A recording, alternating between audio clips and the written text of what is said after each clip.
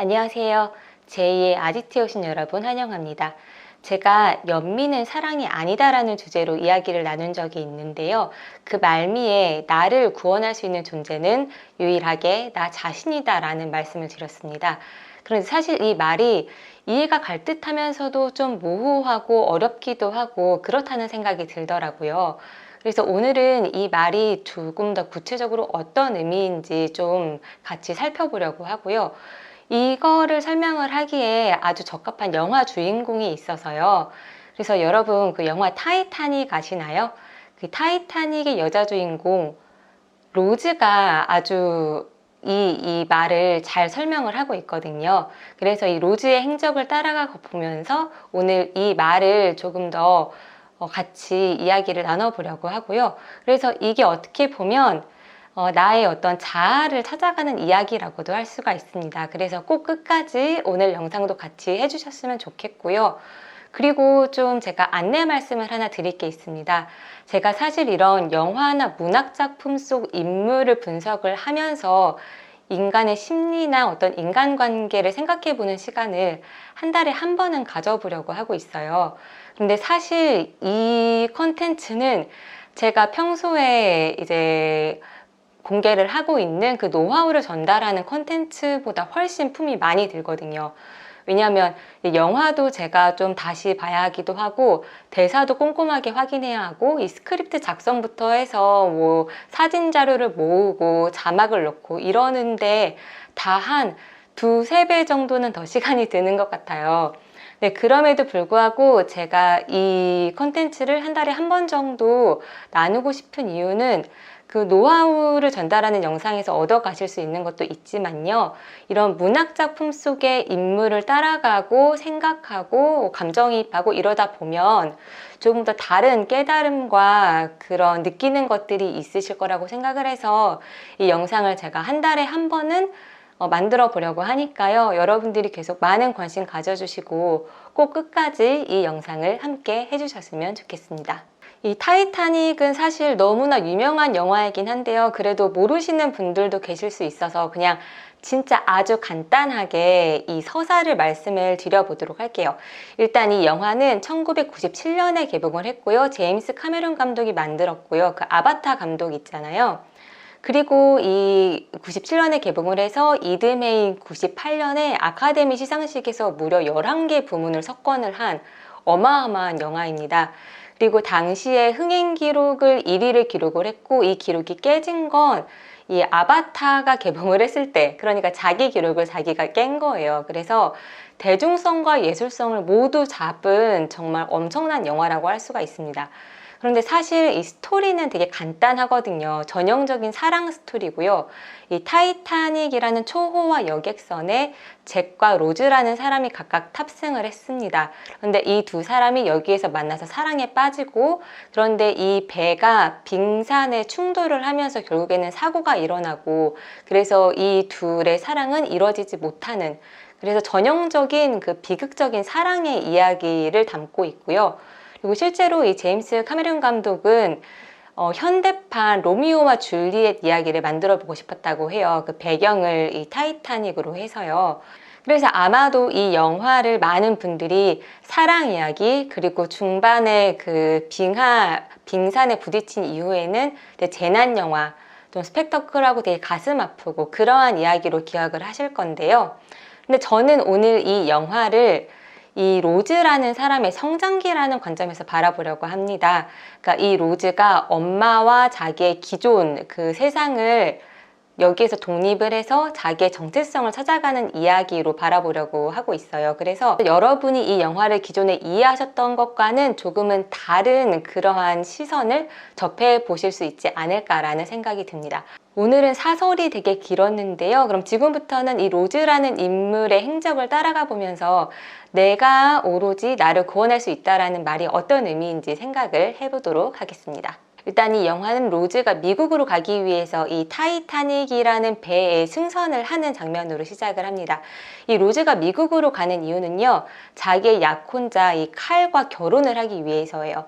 이 칼은 미국의 아주 유명한 철강 회사의 이제 후계자거든요. 그러니까 엄청 돈이 어마어마하게 많고 사회적 지위도 높은 그런 사람이죠. 그래서 사람들이 겉으로 볼 때는 이 로즈를 부러워할 수밖에 없습니다. 이 로즈는 외모도 아름답죠. 이제 가문도 좀 명문가 가문이고 곧 부유하고 또 자기한테 잘해주는 것처럼 보이는 이 배우자도 생길 거고요. 그리고 이 배에서도 아무나 누릴 수 없는 이 1등실에 타고 가는 그러한 사람이니까요. 그래서 아무 걱정도 없고 되게 잘 살 것처럼 보이지만요. 그런데 이 나레이션에서 알 수 있듯이 지금 이 로즈 본인은 절망과 어떤 굉장한 불만, 불평, 갑갑함, 답답함 이런 거에 갇혀 있다는 걸 알 수가 있습니다. 결국 이 로즈는 자기 인생을 비관해서요. 뱃머리에서 바다로 뛰어내리려고 하고요. 이렇게 죽으려고 한 로즈를 잭이 구해주면서 이 두 사람이 처음으로 만나게 됩니다. 그리고 다음날 이 로즈는 자기를 구해준 잭에게 감사 인사를 하다가 이 잭이 그림을 그리는데 소질이 있고 아주 재능이 있다는 걸 알게 됩니다. 잭은 사람들이 무시하고 혐오하는 최하층이라고 할 수 있는 외다리 창녀에게서 아름다운 손과 뛰어난 유머 감각을 발견할 줄 아는 사람이고요. 매일 밤 자기가 가진 보석을 전부 매달고 술집에 오는 사람들이 볼 때는 이상해 보이는 여자에게서요.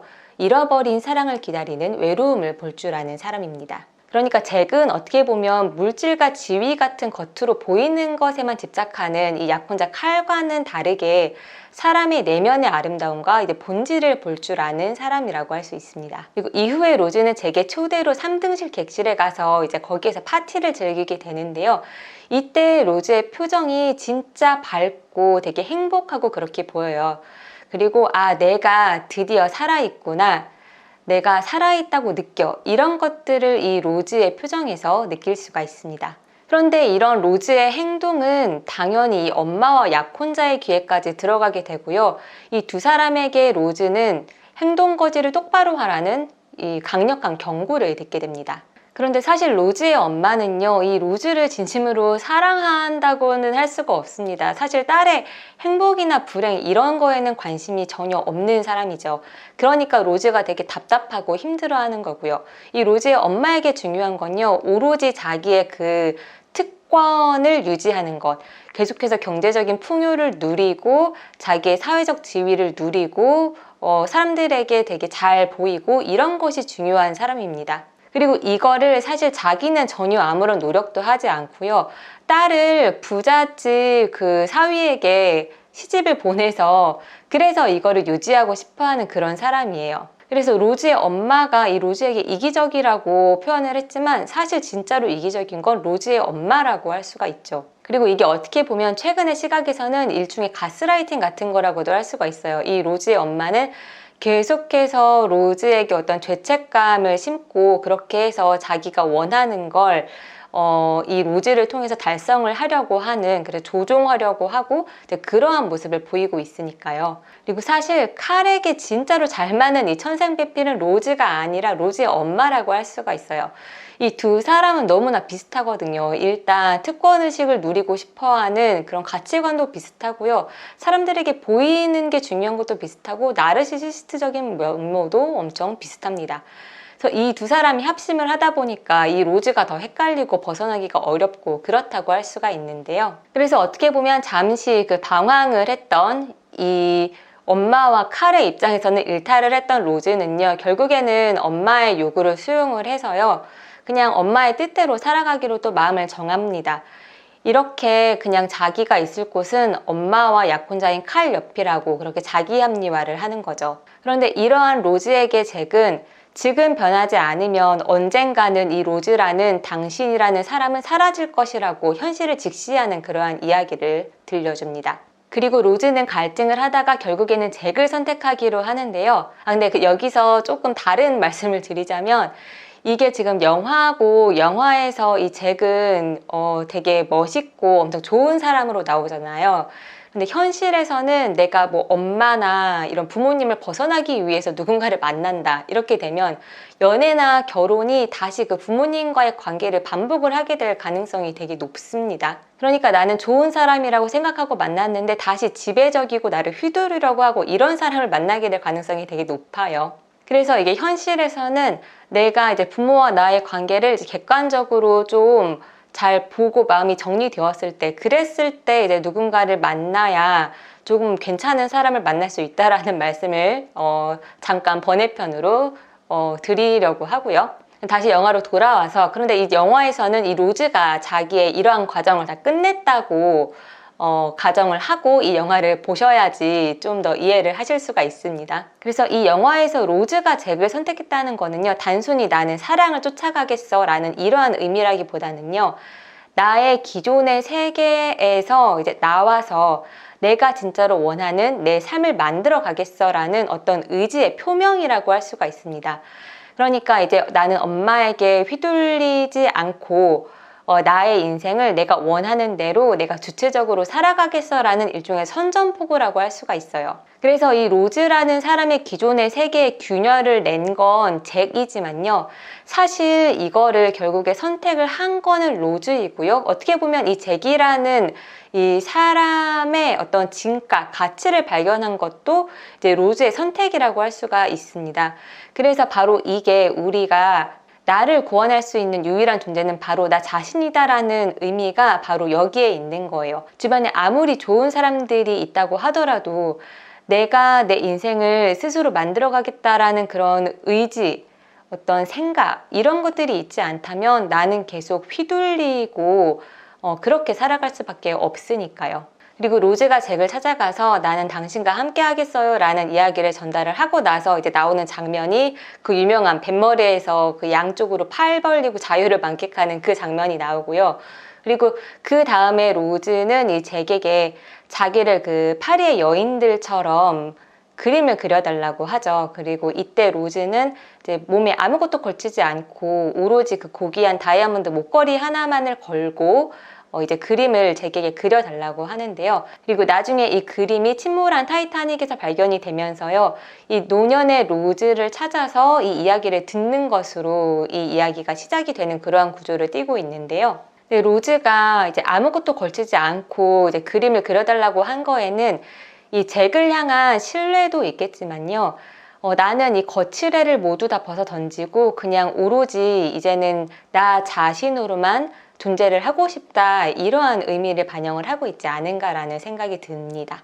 이 이후에는 이 타이타닉이 빙산에 부딪히면서 침몰하고 그래서 잭은 죽고 로즈는 극적으로 살아나고 이렇게 이들의 사랑은 현실에서는 끝나버리고 마는데요. 하지만 로즈의 가슴 속에 이 잭은 자기의 인생을 구원한 사람, 그것도 송두리째 구원한 사람으로 남아 있습니다. 그리고 로즈는 자기의 로즈 드윗 부가터라는 이름을 버리고 로즈 도슨이라는 사람으로 살아가게 되는데요.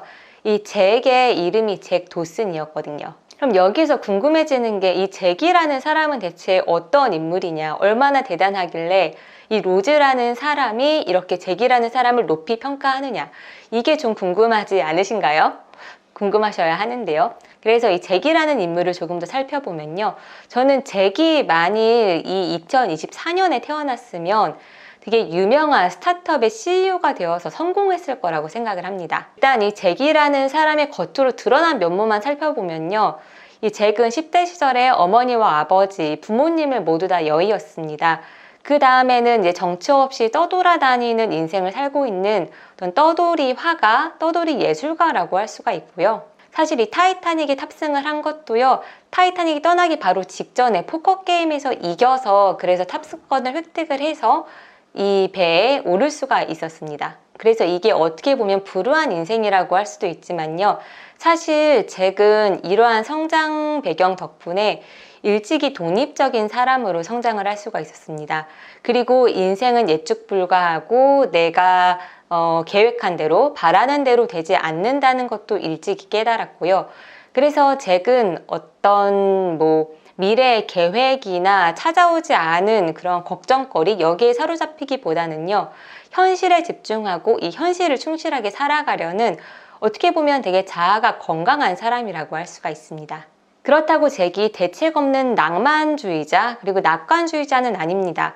누구보다 현실 물정을 잘 알고 있고요. 그리고 사람들이 자기를 어떻게 보는지에 대한 그 자기 객관화, 요새 이제 많이 나오는 그 메타인지, 이것도 되게 발달한 사람이라고 할 수가 있어요. 그리고 이 잭은 인생 경험이 풍부하고 되게 다양한 사람들을 만난 만큼 사고가 되게 유연하고요.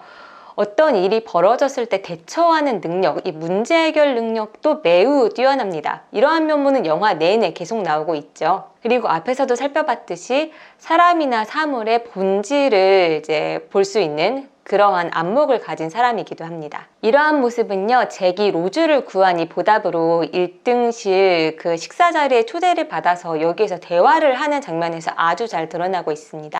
정처 없이 떠도는 생활이 마음에 드나요? 네, 그렇습니다. 전 필요한 건 다 가졌어요. 제가 숨 쉴 공기와 그림 그릴 종이도 있죠. 더욱 행복한 것은 하루하루가 예측 불가능이며 누굴 만날지도 모르고 어딜 갈지도 모른다는 거죠.